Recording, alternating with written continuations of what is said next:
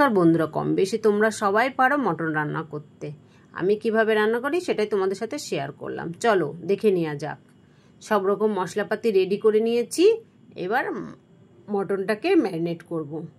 প্রথমে নিয়ে নিলাম মটন, তাতে দিয়ে দিলাম আদা রসুন কাঁচা লঙ্কা বাটা, স্বাদ মতো লবণ, পেঁয়াজ কুচি, ধনে গুঁড়ো, লঙ্কা গুঁড়ো, জিরে গুঁড়ো, তেল, সরষের তেল দিয়ে ভালো করে মাখিয়ে ঢেকে রাখলাম। তারপরে কড়াইতে তেল দিয়ে আলু ভেজে নিয়েছি। আলু ভাজার তেলেই দিয়ে দিলাম গোটা গরম মশলা আর পেঁয়াজ কুচি আর সামান্য পরিমাণে লবণ দিয়ে হালকা লাল লাল করে ভেজে নেব পেঁয়াজটা। তাতে দিয়ে দেবো ম্যারিনেট করা মাংসটা,